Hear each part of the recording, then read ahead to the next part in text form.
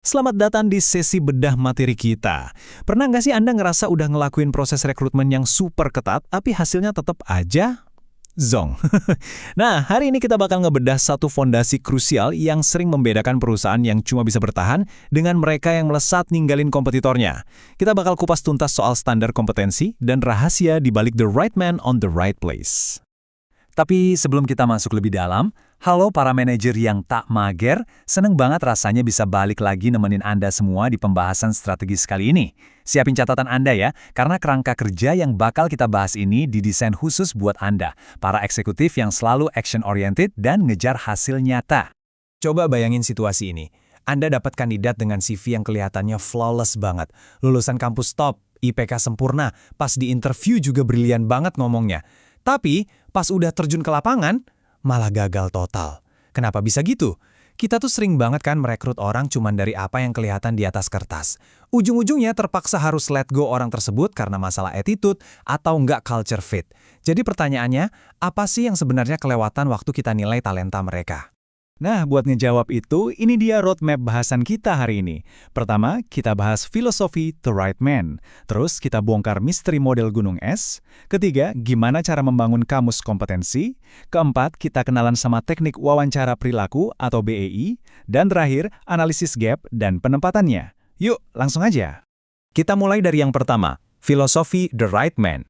Istilah ini pasti udah sering banget Anda dengar kan? The right man on the right place. Tapi dengerin deh. Ini tuh bukan sekedar buzzwords HR yang usang loh, ini bener-bener strategi bisnis yang mendasar. Maksud aslinya adalah nempatin orang yang pengalaman, kemampuan, dan kompetensinya bener-bener match 100% sama tuntutan perannya. Tujuannya simple tapi powerful, bikin produktivitas perusahaan meroket, sekaligus bikin si karyawan happy dan puas sama kerjaannya. Jadi ini bukan cuma soal nyocokin nama jabatan sama jurusan kuliah ya, tapi bener-bener nyelarasin potensi terdalam seseorang sama strategi bisnis kita. Tapi, kenapa nyari potensi terdalam itu susahnya minta ampun ya? Itu ngebawa kita ke poin kedua nih, misteri model gunung es. Biar gampang ngebayanginnya, coba deh pikirin soal bongkahan gunung es raksasa di tengah laut. Konsep ini bakal bener-bener ngubah cara Anda ngeliat tim Anda. Di bagian atas yang muncul ke permukaan, itu ada kompetensi terlihat, kayak pengetahuan dan keahlian teknis. Ini tuh gampang banget dinilai, gampang ditulis di CV, dan gampang dilatih. Tapi, coba lihat ke bawah air. Ada bongkahan es raksasa yang tersembunyi kan? Disinilah tempat ngumpulnya sifat, motif, konsep diri, dan sikap seseorang. Bagian tersembunyi inilah yang sebenarnya jadi mesin penggerak perilaku mereka. Susah banget diubah cuma lewat training biasa. Tapi justru inilah penentu utama kesuksesan yang sebenarnya di tempat kerja. Makanya, pakar bernama Spencer dan Spencer pernah bilang, kompetensi itu pada dasarnya adalah karakteristik dasar perilaku individu yang berhubungan erat sama kinerja yang unggul. Gini deh, kalau Anda cuma pengen kinerja yang standar-standar aja, ya modal pengetahuan aja cukup.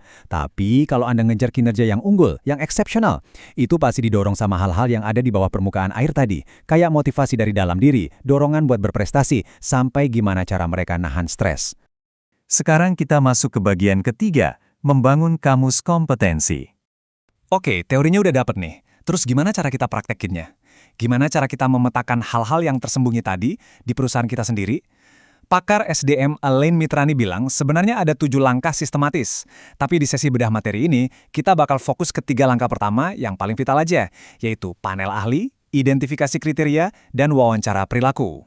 Langkah pertama, kumpulin panel ahli. Di tahap ini, Anda bawa masuk para manajer level atas dan expert HR di perusahaan Anda. Mereka nggak cuma kumpul-kumpul doang ya, tapi bener-bener diskusi dalam buat nerjemahin tantangan bisnis, visi, dan misi perusahaan jadi perilaku-perilaku spesifik yang kita butuhin. Kasarnya gini, kalau perusahaan mau jadi nomor 1 di inovasi, nah, perilaku sehari-hari kayak apa sih yang harus ditunjukin karyawan? Panel inilah yang tugasnya ngerumusin itu di awal. Habis itu, kita geser ke langkah kedua, identifikasi kriteria. Kalau panel ahli tadi udah ngasih gambaran besarnya, sekarang saatnya kita ngezoom ke posisi-posisi spesifik yang ada di perusahaan. Tujuannya apa? Buat nyari tahu kompetensi ekstra apa sih yang mutlak dibutuhin biar orang bisa sukses di posisi tersebut, yang mungkin tadi belum kepikiran sama para panel ahli. Disinilah kita mulai nentuin standarnya. Kriteria apa sih yang bikin sebuah hasil kerja dibilang luar biasa, bukan cuma ya lumayan lah gitu. Lalu sampailah kita di fondasi yang paling penting, tahap ketiga, wawancara perilaku. Atau bahasa kerennya behavioral event interview. Jangan salah, ini bukan sesi interview biasa loh. Ini adalah momen di mana kita ngorek data faktual langsung dari karyawan-karyawan bintang alias top performer di kantor Anda. Kita pengen tahu, apa sih yang benar-benar mereka lakuin pas lagi ngadepin situasi kritis, bukan hanya soal teori atau apa yang idealnya dilakuin, tapi real action-nya. Makanya, di bagian keempat ini kita bakal kupas lebih dalam soal teknik wawancara perilaku atau BE ini. Teknik yang dikembangin dari konsep McClellan ini bener-bener game changer. Sungguh, kalau interview biasa kan kita nanyanya gini ya, kalau ada klien marah, kamu bakal ngapain? Nah kalau di BIE, pertanyaannya beda total. Kita bakal nanya, coba deh ceritain kejadian nyata di masa lalu pas kamu harus ngadepin klien yang ngamuk. Waktu itu, apa yang ada di pikiran kamu, perasaan kamu gimana, dan persisnya tindakan apa yang kamu lakuin. Ini tuh senjata pamungkas buat nyelam ke bagian bawah gunung es tadi, buat ngebongkar sifat dan motif asli si kandidat yang ngebawa mereka kesuksesan. Coba deh bayangin pas manajemen ngebandingin hasil transkrip BEI dari karyawan top performer sama karyawan yang biasa-biasa aja. Wah, polanya pasti langsung kelihatan banget. Karyawan biasa mungkin cuma cerita kalau mereka ngikutin SOP pas ada masalah.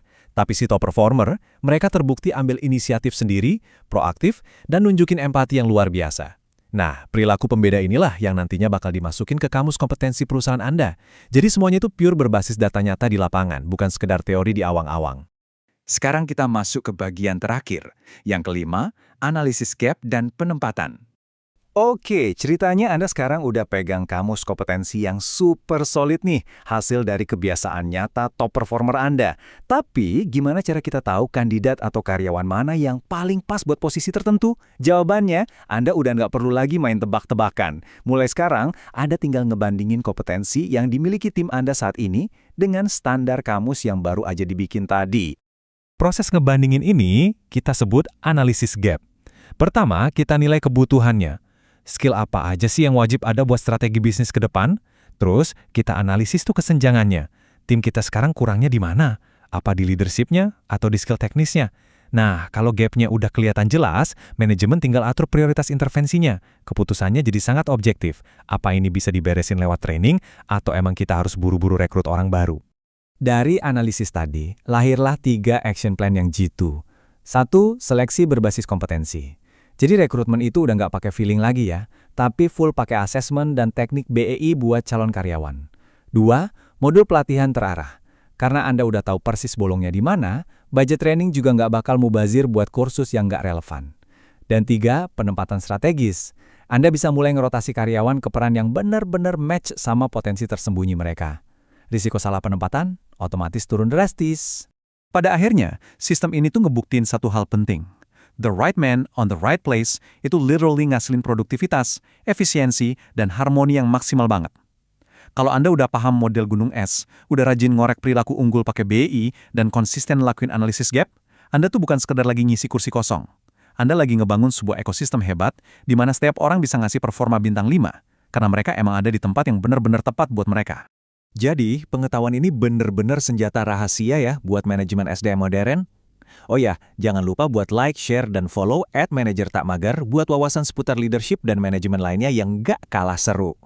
Sebelum Anda balik sibuk lagi, saya mau ninggalin satu pertanyaan nih buat Anda renungin hari ini. Coba deh lirik tim Anda sekarang.